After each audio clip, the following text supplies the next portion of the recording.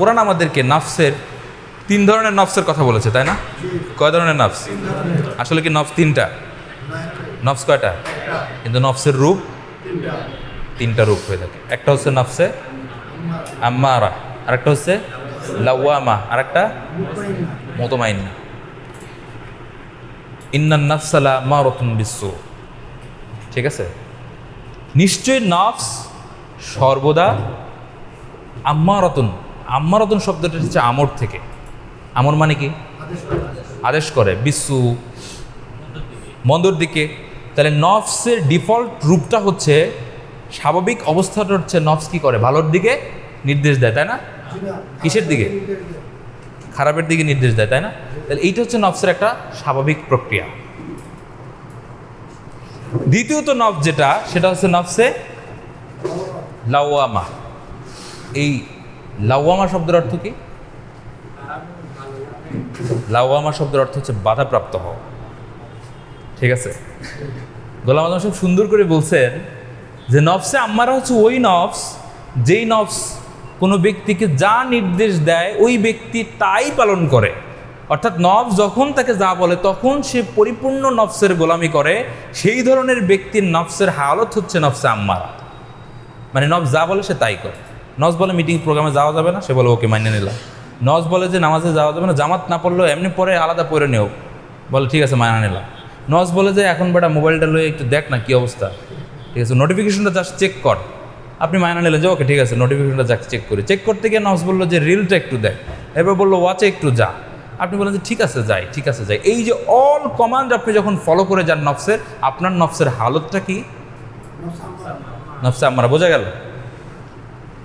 কিন্তু বিপরীত পক্ষে আরেকটু ঘটনা ঘটে যে না, আপনার মধ্যে একটা ফাইট হয়। মানে আপনি যখন নোটিফিকেশন চেক করেন, চেক করে করে করে করে করে আধা ঘন্টা 1 ঘন্টা 2 ঘন্টা যাওয়ার পরে আপনি করেন ইসে কাম তো সারছে, সময়টা চলে গেল, তাই না? আহারে, এই যে আহারে বোধ হচ্ছে, এই যে আপনার মধ্যে বাধাপ্রাপ্ত হচ্ছে, তখনই দূর মোবাইলই চালাবো না। ঠিক আছে, এরকম হয় না? মোবাইলে আর চালাবো না। এই যে অনুভূতিটা তৈরি হচ্ছে, এটার নাম হচ্ছে আপনাকে নফস যে নির্দেশ দিচ্ছে সেই নির্দেশটা স্বয়ংক্রিয়ভাবে আর পালিত হচ্ছে না, সেখানে বাধা পড়েছে। এই বাধাপ্রাপ্ত হওয়া নফসের নাম হচ্ছে নফসে লাওয়ামা। আমাদের ম্যাক্সিমামের হালতটা হচ্ছে এই। তবে ঘটনা হচ্ছে আমরা বাধাপ্রাপ্ত হই খুব কম। মানে একেবারে প্রেশার ট্রেশার না পড়লে বাধাপ্রাপ্ত ছাড়া মোটামুটি আম্মারার দিকেই চলে যাচ্ছে। কথা ছিল কি, আমরা উন্নীত হব কোথায়? মুতমাইন্না কি? প্রশান্ত আত্মা বলি আমরা, প্রশান্ত নফস। প্রশান্ত নফস মানে কি জানেন? আমি যেটা বুঝি আর কি, প্রশান্ত নফস হচ্ছে ওই নফস যেই নফসের ব্যাপারে, মানে যেই নফস আপনার ব্যাপারে হতাশ হয়ে গেছে। কথা ভালো করে বুঝিয়েন। ইন্নান নাফসা লাআম্মারাতুন বিসসু, এটা গেল। এরপরে লাওয়ামা গেল। আর মুতমাইন্নার ক্ষেত্রে ইয়া আইয়ুহান নফসুল মুতমাইন্না, কোন ধরনের নফস জানেন? যেই নফস লাওয়ামার বাধাপ্রাপ্ত হতে হতে এমন পর্যায়ে উপনীত হয়ে গেছে যে নফস আর নড়াচড়া করারই কোনো সুযোগ পায় না, এমনভাবে বেঁধে ফেলেছে। নফসকে সে এমনভাবে নিয়ন্ত্রণ করতে সক্ষম হয়েছে, এমনভাবে আটকে ফেলেছে যে নফস আর নড়চড় করার কোনো সুযোগ নাই। সে স্তমিত হয়ে গেছে, থেমে গেছে, প্রশান্ত হয়ে গেছে, স্থির হয়ে গেছে। সেরকম স্থির নফসওয়ালা ব্যক্তিদেরকে আল্লাহ ডেকে বলছেন ইয়া আইয়াতুহান নাফসুল মুতমাইন্না, হে প্রশান্ত আত্মার অধিকারীরা, ইরজিই, ফিরে আসো, ইলা রব্বিকি রাদিয়াতাম মারদিয়া।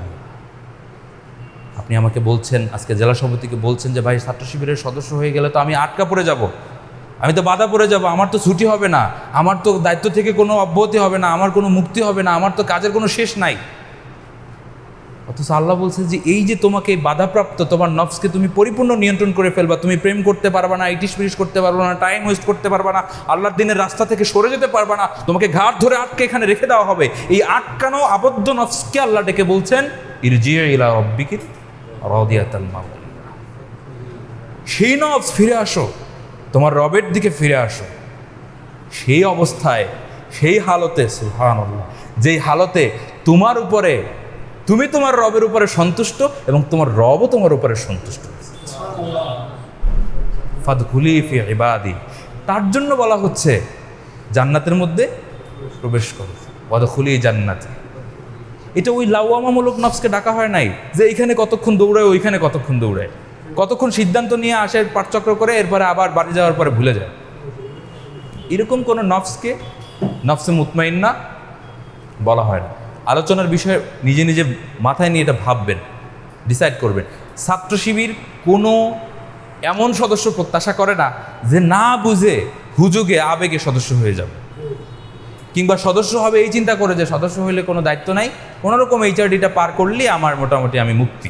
নো, আমি আপনাকে এই দর্শ দিতে আজকে আসি। আপনাকে এরকম অক্ষম অকর্মণ্য সদস্য হিসাবে ইসলামের ছাত্র শিবির দেখতে চায় না।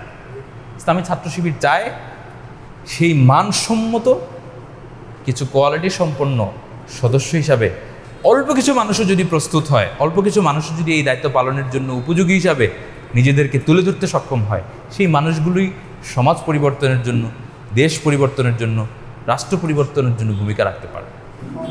এর কথা আপনারা জানেন, মাওলানা মওদুদির কথা, যে যুগ জমানা পাল্টে দিতে চায় না অনেকজন।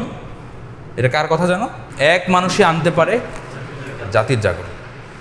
তো প্রিয় ভাইরা, সেই নফস থেকে শুরু হবে আমাদের অগ্রযাত্রা। সেই নফসকে নিয়ন্ত্রণ কিভাবে করবেন?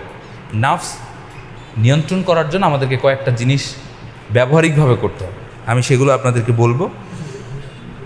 প্রথমত হচ্ছে, প্রিয় ভাইরা, সব ধরনের মানবিক দুর্বলতা আমাদেরকে পরিহার করতে হবে। মানবিক দুর্বলতা পরিহার করতে, মানবিক দুর্বলতা কতটা মনে আছে? এইগুলো একেবারে ধরে ধরে, এগুলো হলো আত্মার রোগ, ঠিক আছে? এগুলো ধরে ধরে কি করতে হবে? পরিবর্তন করতে হবে। কীভাবে? চিন্তা করবেন যে আমার মধ্যে আত্মপূজা আছে কিনা, আমার মধ্যে আত্মপ্রীতি আছে কিনা। সমস্যা কোনো? পারস্পরিক কথা না বলে আমাকে একটু সহযোগিতা করার অনুরোধ। কথা থাকলে আমাকে হাত তুলবেন, আমরা সবাই আপনার কথা শুনব, কেমন? কিন্তু এইখানে একটা আমরা মিটিং চালাবো, ওইখানে আপনি আরেকটা মিটিং করবেন, এটা কিন্তু সুন্দর না, নাকি ভাই? প্রোগ্রাম তো একটাই দেখতেছি। তো যে কথা বলছিলাম, আপনি খেয়াল করবেন যে আপনার মধ্যে গীবত করার মেন্টালিটি আছে কিনা। আজকে ইসলামী ছাত্র শিবিরের সাথী কর্মী সদস্য ভাইদের এই রোগে যদি আক্রান্ত হয়ে পড়ি আমরা, ভয়ানক ব্যাপার। আমরা আবার নেক্সট সুরতে গীবত করি। নেক্সট সুরতে মানে আসলে তো বোঝেন নাই, কি বলবো ভাই, বাইরে এই অবস্থা। থানা সভাপতি সেই দেখা যায় যে কোনো খোঁজ খবর নেয় না, সপ্তাহের মধ্যে আসে না। এগুলো তো বলা উচিত না, তারপরও বলি আর কি। মানে সাথী বৈঠক থেকে বের হয়ে যাওয়ার সময় দুজনে গল্প করতে করতে যায় যে দেখছো বৈঠকের মধ্যে আজকে এই ঘটনাটা ঘটলো, এটা কি ঠিক হইলো ভাই? এই কথাটা বলা কি উচিত হইলো? সে খুব উচিত কাজ করতেছে। মানবিক দুর্বলতা ভাই, এটা করবেন আর নফস রোগমুক্ত হয়ে যাবে, হবে না। তাহলে এরকম প্রত্যেকটা পার্ট ধরে ধরে আপনার নফসকে কী করতে হবে? পরিশুদ্ধ করতে হবে। দ্বিতীয়ত যেটা, সেটা হচ্ছে অতিরিক্ত মানে মেলামেশা পরিহার করা। একটু ভালো করে শুনেন, এটা না বুঝলে আবার সমস্যা আছে। কি অতিরিক্ত মেলামেশা? মানে আপনি সারা দিনই বন্ধু বান্ধব সঙ্গপাঙ্গর সাথে থাকেন, আপনি কখনোই একটু একান্তে রবের সামনে দাঁড়ান না। ফাইদা ফারাগতা ফানসব ওয়াইলা রব্বিকা ফারাগব। আপনি অবসর পাইলে মোবাইলটা নিয়ে আপনি বসেন। আল্লাহ বলতেছে অবসর পাইছো, কি করো? ফাইদা ফারাগতা ফানসব ওয়াইলা রব্বিকা ফারাগব। যখনই অবসর পাও তোমার রবের সামনে দাঁড়িয়ে যাও। আর আমরা একটু অবসর সময় পাইলেই অন্য, এতে কী হয় জানেন? আপনি আল্লাহর সাথে নিজের সম্পর্ককে বিচার বিশ্লেষণ করতে পারেন না। আপনার নফসটা নানান ধরনের আজে বাজে কাজ, কর্ম, চিন্তা, কথা নিয়ে ব্যস্ত হয়ে পড়ে। এই জন্য এই অতিরিক্ত মেলামেশা পরিহার করতে হবে প্রিয় ভাইরা। এরপরে যেটি করতে হবে সেটি হচ্ছে গোপনীয়তা রক্ষা করে নফল ইবাদত বাড়াতে হবে। ফজরের নামাজ পড়ে সূর্য উদয়ের পরে গিয়ে আপনি সলাতুদ দোহা আদায় করতেছেন, কাউরে কিছু দেখানোর দরকার নেই। আপনি একান্তে একটু, সবাই তো ঘুমায় অনেকে ম্যাক্সিমাম সময়, আপনি একান্তে 2 রাকাত নামাজ পড়ে ফেলেন, মজা পাবেন। নিজের নফসটা জীবন্ত লাগবে, তাজা লাগবে। মাগরিবের নামাজ আনতে সবাই মসজিদে আওয়াবিন নামাজ পড়ে, কোনো দরকার নাই। মসজিদে নফল নামাজ পড়া গুরুত্বপূর্ণ না, একান্তে। আজকের এই প্রজন্ম যখন একান্তে সময় একটু পেলে দরজা বন্ধ করে মোবাইলে ডুবে যায়, ইসলামী ছাত্র শিবিরের সাথী ভাইয়েরা সময় পেলে, একটু অবসর পেলে, একান্তে একাকিত্ব হলে জায়নামাজে দাঁড়িয়ে যাবে। প্রিয় ভাইরা, এটি যদি করা যায় তাহলে আমাদের এই মান উন্নয়নের জায়গাটা, আমরা দুনিয়ায় শুধুমাত্র সাধারণ একজন মানুষ হিসেবে থাকবো না, বরং আসমানের মালিকের সাথে আমাদের একটা সম্পর্ক তৈরি হয়ে যাবে। এই গোপনীয়তা রক্ষা করে দান করবেন। ইয়ানত তো ফিক্সড, এটা দেয়নি। ইয়ানত ছাড়াও মাঝে মধ্যে কিছু টাকা পয়সা দিবেন, সংগঠনে দিবেন, সংগঠনের বাইরে দিবেন, মসজিদে দিবেন, সাধারণ মানুষকে দিবেন, সামর্থ্যের মধ্যে থেকে দিবেন, এবং কাউকে সাক্ষী করবেন না, দিবেন আর আল্লাহকে সাক্ষী করবেন যে আল্লাহ তোমার জন্য এটা। পারা যাবে ইনশাআল্লাহ। প্রিয় ভাইয়েরা, এরপরে যেটি সেটি হচ্ছে কম পানাহার করা। কম পানাহার করা এটা রিপু দমনের জন্য একটা মাধ্যম। মাঝে মাঝে নফল সিয়াম পালন করার সাথেও মানে পেট ভরে যদি খাওয়া হয়, প্রচুর পরিমাণে যদি আপনি মানে অতিভোজন সম্পন্ন হন, সেখানে নফস অনিয়ন্ত্রিত থাকে। সাহাবীরা কিন্তু এইটার চর্চা করতেন, খাবার সীমিত। যেমন আজকের প্রোগ্রামের পরে দুপুরের খাবার দাবার নাই, ঠিক আছে? তাই এটা ভাবেন না যে ভাই আপনি এটার একটা ট্রিক্স হিসাবে নিচ্ছেন আমাদেরকে দুপুরের খাবার না দিয়ে। না, বলছি যে আপনি এটা নিয়ন্ত্রণ করবেন, অল্পে তুষ্টি থাকা। এরপর হচ্ছে সর্বদা জিকিরে জিহ্বা এবং কাল ব্যস্ত রাখা, ঠিক আছে? আমরা সবসময় বলি যে জিকির মানে আল্লাহকে স্মরণ রাখা। এই কথা বলতে গিয়ে আমরা মুখে মুখে উচ্চারণ করার যে জিকিরগুলো আছে, যে মাসনুন দোয়াগুলো আছে, এগুলো থেকে আবার একটু গাফেল হয়ে যায়। এই গাফেল হওয়া যাবে না, নিজেদেরকে জিকিরের মধ্যে ব্যস্ত রাখতে হবে। সম্মানিত ভাইয়েরা, সর্বশেষ যে কথাটি বলবো সেটি হচ্ছে ইলম অর্জন করতে হবে আমাদেরকে। ইলমের ক্ষেত্রে দেখেন নিজের মান কিভাবে ডেভেলপ হবে। আপনার মধ্যে যদি ইলমই না থাকে, আপনার মধ্যে, এখন আসেন ইলম অর্জন করার জন্য আমরা সবাই অনেক বুৎপত্তি অর্জন করতে চাই, মানে এক একজন হাফেজ হয়ে যেতে চাই, বুখারি শেষ করে ফেলতে চাই, দুনিয়ার সব করতে চাই বললে, কিন্তু সদস্য সিলেবাসের 80টা বই শেষ করতে চাই ভাই এগুলো। আবার যারা শেষ করার উদ্যোগ নেন তাদের বক্তব্য হচ্ছে যে ভাই একটু বুঝে বুঝে পড়তে চাই। আপনারা কি না বুঝে পড়তে বলছে কেউ? কিন্তু বুঝে বুঝে পড়ার মানে হচ্ছে এই যে আপনি মানে 3 বছর হয়ে গেছে সদস্য, এখন আপনার বোঝা শেষ হয় নাই, অথচ আপনার বয়সী অসংখ্য মানুষ হাজার হাজার পৃষ্ঠা লিখতেছে, আর আপনি এখনো পড়ে বুঝে সারতেছেন না। আপনি কবে শেষ করবেন? প্রিয় ভাইরা, সেই জন্য আমাদের এই জ্ঞান অর্জনের দিকে অগ্রসর হতে হবে। জ্ঞান অর্জনের জন্য সদস্য সিলেবাসকে আপনি বেসিক হিসাবে নিতে পারেন, কারণ এখানে মোটামুটি 9টা-10টা বিষয়ে ভারসাম্যপূর্ণ একটা সিলেবাস তৈরি করা হয়েছে। সেইখান থেকে আপনি নেওয়া শুরু করেন, এবং আমার সাজেশন থাকবে যে ধরেন আপনি কোরআন থেকে সব 10টা একসাথে পড়ে ফেলতেছেন, নো নিড।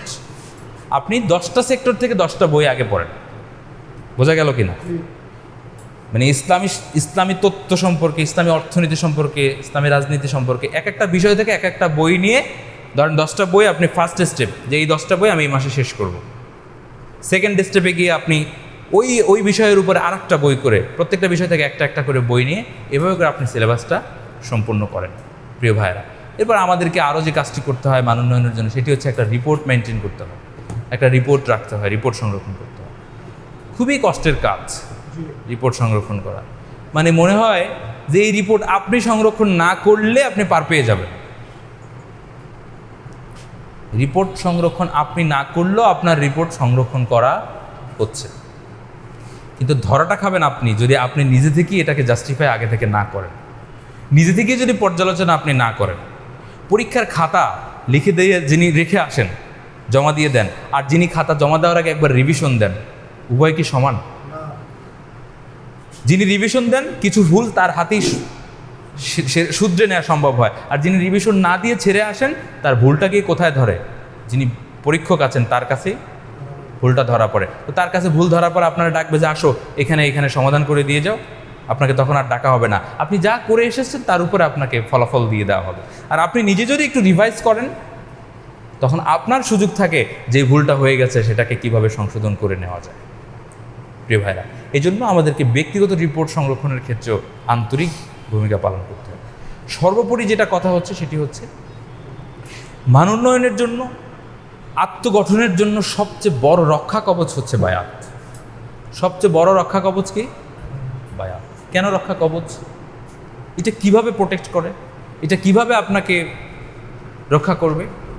আমি আমার ভাষায় বলি যে এটা হচ্ছে আপনাকে আন্দোলনের সাথে বেঁধে রাখবে। রাসূলুল্লাহ সাল্লাল্লাহু আলাইহি ওয়াসাল্লাম সাহাবীদেরকে যুদ্ধের ময়দানের আগে বায়াত গ্রহণ করতেন। কারণ কি? কারণ যুদ্ধের যে ভয়াবহতা, যুদ্ধের যে পরিস্থিতি, সেই পরিস্থিতিতে এই বায়াত তাকে এই আন্দোলনের মজবুতির সাথে লড়ে যাওয়ার হিম্মত যোগাবে। এই এগ্রিমেন্ট, এই চুক্তি, আল্লাহর সাথে বান্দার এই চুক্তি এই আন্দোলনের পথে তাকে শক্তিশালী অবস্থান নিয়ে টিকে থাকতে সাহায্য করে। প্রিয় ভাইয়েরা, আমরা সেই জন্য ইসলামী আন্দোলনের বায়াতের ব্যাপারে আমাদের ভাইদেরকে উদ্বুদ্ধ করি। অনেকে বলে যে ভাই বায়াত তো নিয়েছি, সাথী হয়েছে। তাহলে বায়াতে আকাবায় যে সমস্ত 6 জন ভাই বায়াত গ্রহণ করলেন, এরা আবার দ্বিতীয় আকাবায় গিয়ে যে 12 জন গ্রহণ করছে, তাদের মধ্যে প্রথম আকাবায় শপথ নেওয়া 6 জন উপস্থিত ছিল।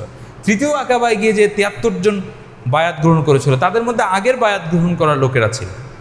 বায়াতে রিদওয়ানে যারা, দেখেন বায়াতে রিদওয়ানটার ঘটনা আপনারা জানেন। আমি সেই ঘটনায় হুদায়বিয়ার সন্ধির সময় রাসূলুল্লাহ সাল্লাল্লাহু আলাইহি ওয়াসাল্লাম যখন ওসমান হত্যার প্রতিশোধের ব্যাপারে বায়াত গ্রহণ করেছিলেন, দেখেন বায়াতের জন্য সাহাবীরা কি পাগল পাড়া ছিলেন।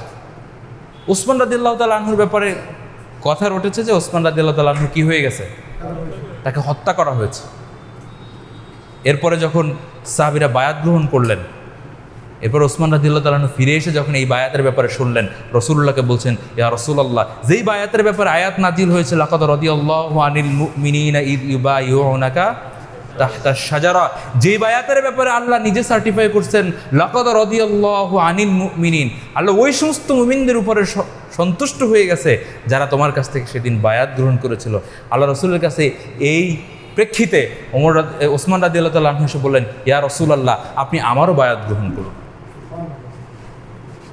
অথচ বায়াতটা তাকে কেন্দ্র করে হয়েছিল, কিন্তু যখন এই বায়াতের রিওয়ার্ড তিনি শুনেছেন, তিনি নিজেও এসে ওই বায়াতে শামিল হয়েছেন। ইসলামী ছাত্র শিবিরের একজন সদস্য, একজন সাথী, তিনি মূলত কোনো দায়িত্বশীলের হাতে বায়াত নেন না। তিনি বায়াত নেন কার কাছে? ইন্নাল্লাযীনা ইউবাইউনাকা ইন্নামা ইউবাইউনাল্লাহ। কন্ট্রাক্টটা আসলে কার সাথে ভাই? এগ্রিমেন্টটা আসলে কার সাথে? আল্লাহ তাআলার সাথে। আল্লাহ বলছেন, ইয়াদুল্লাহি ফাওকা আইদিহিম, তাদের হাতের উপরে আল্লাহ রাব্বুল আলামিনের হাত। সেই বায়াতের জন্য আপনাকে আহ্বান জানায় ইসলামী ছাত্র শিবির, যে বায়াত আপনার গোটা জিন্দেগি পরিবর্তন করে দেবে। যে বায়াত গ্রহণ করতে গিয়ে, যে বায়াতের উপরে টিকে থাকতে গিয়ে রাসূলুল্লাহ সাল্লাল্লাহু আলাইহি ওয়াসাল্লামের সাহাবীরা জ্বলন্ত একেবারে টকবক করা কড়াইয়ের মধ্যে, তেলের মধ্যে তাদেরকে ছেড়ে দেওয়া হয়েছে, তারপরও তারা বায়াত থেকে বিচ্যুত হন। রাসূলুল্লাহর সাহাবীদেরকে সেই উত্তপ্ত মরুভূমির মধ্যে জ্বলন্ত আঙ্গার তো দেখেছেন, সেই আঙ্গারের উপরে জ্বালিয়ে, এই গরম আঙ্গারের উপরে খালি গায়ে রাসূলুল্লাহ সাল্লাল্লাহু আলাইহি ওয়াসাল্লামের সাহাবীদেরকে উপর করে চিৎ করে শুয়ে রাখা হয়েছে, বুকের উপরে পাথর দিয়ে রাখা হয়েছে। কি সিচুয়েশন আপনার জীবনে এরকম এসেছে? কি সিচুয়েশন আমার জীবনে এরকম এসেছে?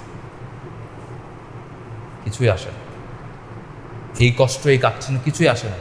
পারিবারিক সমস্যার কথা আমরা বলি, কি অবাক লাগে। বেলাল কি পরিবারের সন্তান ছিল নাকি গোলাম ছিল? বেলাল তো বলতে পারতো, ইয়া রাসূলুল্লাহ, আমি তো গোলাম মানুষ, আমি আরেকজনের অধীনস্থ, আমি আরেকজনের অধীনে থেকে তো আমি মুক্তভাবে দিন পালন করতে পারছি না। এই অজুহাত তো বেলাল দিতে পারতেন। যখন তাকে বলা হয়েছে যে তুমি মুহাম্মাদের ধর্ম ত্যাগ করো, তিনি এই অজুহাত পেশ না করে তিনি আহাদ পেশ করলেন। আর আপনি পরিবারের বাবা মায়ের গোলাম নন, কৃতদাস নন, ওই পরিবারের একজন ঔরসজাত সন্তান হওয়ার পরে আপনি এসে বলেন যে পরিবার থেকে বাধা, ভাই সংগঠনের সদস্য হওয়া যাবে না, বায়াত নেওয়া যাবে না, আন্দোলনের সাথে ভাই মিছিলে যাওয়া যাবে না। উত্তরাধিকারী ছেড়ে এসেছে রাসূলুল্লাহর সাহাবীরা। উত্তরাধিকারীর জমিজমা শুধু ছাড়ে নাই, বাড়িঘর শুধু ছাড়ে নাই, রাসূলুল্লাহর সাহাবীদেরকে বলা হয়েছিল যে জমিজমা থেকে বঞ্চিত করা হয়েছে, মেনে নিয়েছে, বাড়িঘর থেকে বঞ্চিত করা হয়েছে, মেনে নিয়েছে। এমনকি শেষ পর্যন্ত বলা হয়েছে পরনের পোশাকটুকু খুলে রেখে যাও, কারণ এটাও তোমার না। রাসূলুল্লাহর সাহাবীরা সেটা পর্যন্ত ছেড়ে এসেছে, বায়াত ছাড়া নাই। আন্দোলনের স্পিড না বুঝে ইসলামী ছাত্র শিবিরের সদস্য হওয়ার কোনো প্রয়োজন নাই। এই আন্দোলনের সদস্যরা শহীদ শরীফুজ্জামান নোমানী সেদিন পারতেন রাজশাহীর ওই রক্তাক্ত উত্তপ্ত ময়দান সম্পর্কে তিনি জানতেন আজকে এই বিশ্ববিদ্যালয়ে প্রবেশ করার মানে হচ্ছে নিঃসন্দেহে শত্রুর যেই হায়নার যে চিৎকার, হায়নার যে রক্তপিপাসু মনোভাব, এখান থেকে জীবন্ত ফিরে আসা যাবে না, এটা তিনি জানতেন। তো ভাইদেরকে উদ্ধার করার জন্য শহীদ শরীফুজ্জামান নোমানী সেদিন সেখানে জীবন বাজি রেখে আল্লাহর কাছে শাহাদাতকে নিজের জীবনকে সাক্ষ্য করে দিয়ে তিনি সেখানে গিয়েছিলেন, সেই ময়দান তিনি মোকাবেলা করেছেন।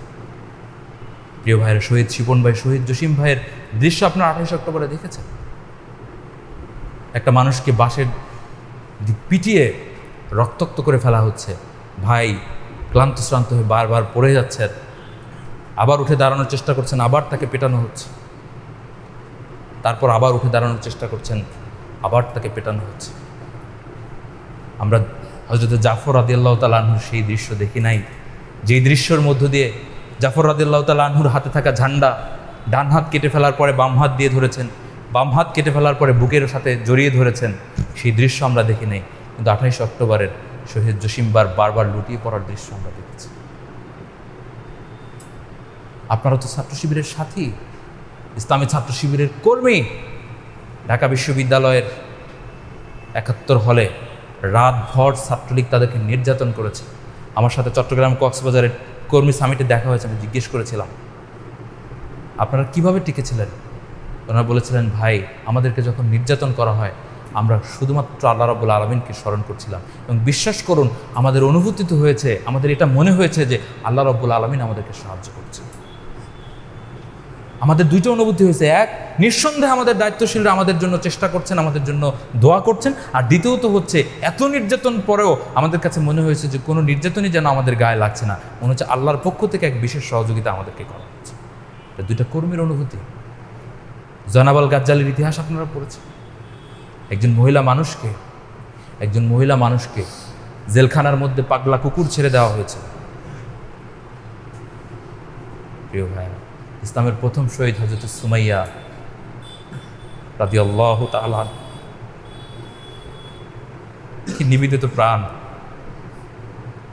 ইয়াসির পরিবার খুবই অসহায় পরিবার, দিন কবুল করলেন, ইসলাম কবুল করলেন, আবু জেহেল সহ্য করলেন না।